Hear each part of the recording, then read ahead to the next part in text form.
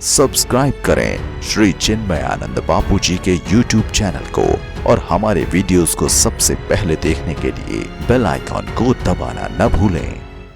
ये सब देखते देखते नारद जी ने कहा मैं आगे बढ़ा महाराज, वृंदावन गया ना तो वहां तो एक और आश्चर्य देखा।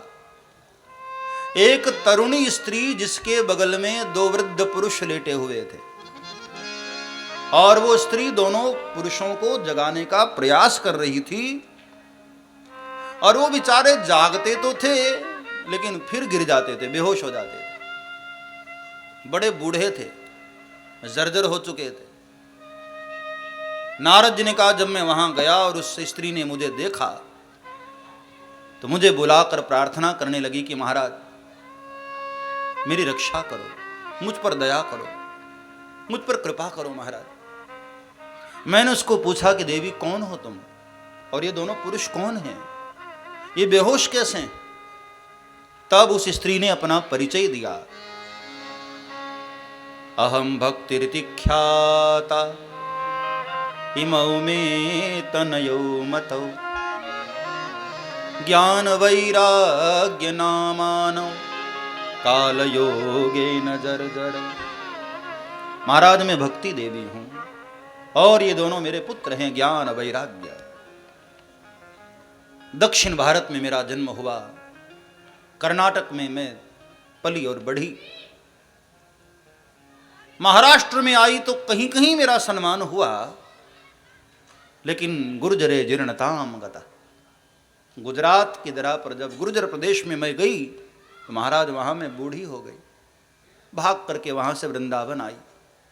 यहां आई तो महाराज यहां मैं तो युवान हो गई, लेकिन महाराज यहां दोनों मेरे बच्चे बूढ़े हो गए। अब इससे बड़ी दुख की बात एक मां के लिए और क्या होती है? मां युवान बनी रहे और बच्चे बूढ़े हो जाए, कितनी शर्म की बात होती। महाराज मैं बड़ी परेशान हूं और ये दोनों मेरे बच्चे बिल्कुल बूढ़े हो गए। ये सब क्यों हुआ महाराज? आप तो तीनों कालों को जानने वाले हैं ना, बताइए ना महाराज ये सब क्या कारण है? नारद जी ने तुरंत कह दिया कि मैया ये सारा का सारा प्रभाव कलयुग का है। कलयुग में तेरे बच्चों को ज्ञान वैराग्य को पूछने वाला मैया कोई नहीं। ये तो ब्रज की भूमि है वृंदावन, इसलिए तू यहां युवान हो गई, वरना तेरी भी यही हालत यही होनी थी। ये तो गोविंद की भूमि है ना, इसलिए यहां भक्ति मैया युवान हो गई, वरना तुझे भी यहां कोई पूछने वाला नहीं। तो भक्ति मैया ने कहा बाबा क्या कलयुग इतना बुरा है? और यदि इतना ही बुरा था तो राजा परीक्षित के ही शासन काल में तो आया था ना, मार क्यों नहीं दिया? नारद मुस्कुराए, कहा मां राजा परीक्षित बेचारे संत थे, उन्होंने तो कलयुग की अच्छाइयों को देखा, बुराई कहां देखी उन्होंने। और सज्जन लोग, साधु लोग, संत महात्मा, भगवंत, ये किसी की बुराइयां कहां देखते हैं, अच्छाइयां ही तो देखते हैं। कोई लाख बुरा हो, साधु की शरणागति यदि कर लेता है तो साधु जन क्षमा कर देते हैं, छोड़ो। अच्छाइयां देखकर संतों में और दुष्टों में यही फर्क है, ध्यान देना। सज्जनों में और दुर्जनों में इतना ही फर्क होता है। सज्जन लोग तुम्हारी अच्छाइयां देखते हैं और दुष्ट लोग तुम्हारी बुराइयां देखते हैं। जैसे मक्खी होती है ना, आप शरीर में कितना भी बढ़िया इत्र लगा लो, परफ्यूम छिड़क लो, मक्खी वहां नहीं बैठेगी। पूरे शरीर में कहीं कोई गंदगी हो ना, मक्खी वहीं जाकर चिपक जाती। समाज में भी कई लोग मक्खी की तरह होते हैं। आपके भीतर इतने सारे गुण होते हैं, उस उधर उनकी नजर नहीं जाती। एक कोई कमी पकड़ लिया वहीं चिपक जाते, अरे ये तो ऐसा।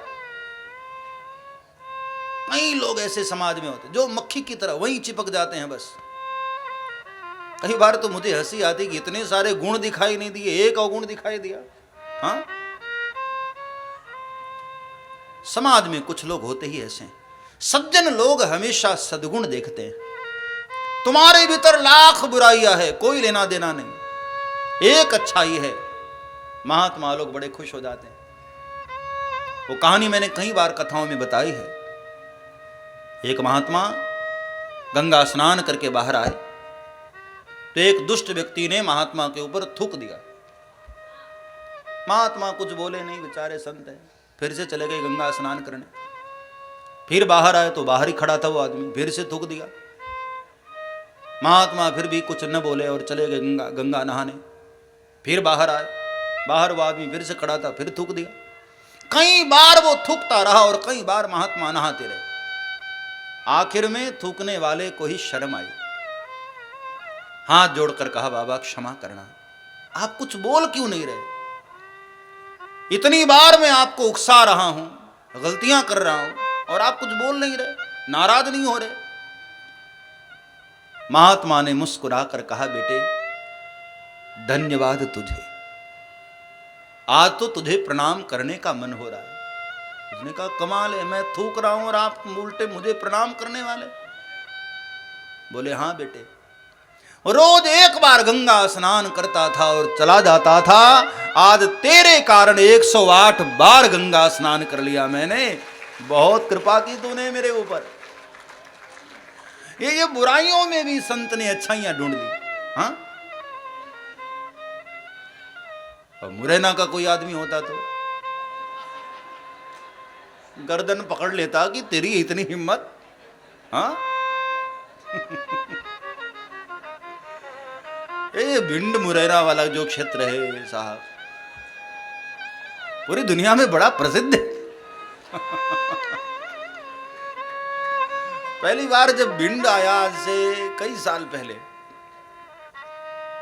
लगभग 2001 में भिंड कथा हुई, तो सब जब नाम लेते हैं भिंड का तो मुरैना भी साथ में आता है, भिंड मुरैना। तो मुझे पूछा कि बापू कहाँ कथा चल रही, तो मुझे बताने में भी डर लगता था कि बताऊं तो भी आधे घंटे उनको समझाना पड़ेगा। तो जो सज्जन हैं वो अच्छाइयां देखते हैं, बुराइयों में भी अच्छाइयां ढूंढ देते हैं। इसलिए राजा परीक्षित ने, कलयुग लाख बुरा है, देखो माना कि कलयुग में अवगुण ही अवगुण भरे हुए हैं, लेकिन एक सद्गुण है कलयुग में। कलयुग में कोई भगवान का दर्शन करना चाहे ना तो बड़ी सरलता से हो जाता है। केवल नाम जपना शुरू कर दे तो नाम जपते जपते जपते गोविंद प्रसन्न हो जाते हैं और कभी न कभी उसको दर्शन दे देते हैं। ये कलयुग की अच्छाई है साहब। कलयुग केवल नाम आधारा, कलयुग केवल नाम आधारा, कलयुग केवल नाम आधारा, कलयुग केवल नाम आधारा। सुमीरी सुमीरी नर उतरहि पारा, सुमीरी सुमीरी नर उतरहि पारा, सुमीरी सुमीरी नर उतरहि पारा, सुमीरी सुमीरी नर उतरहि पारा।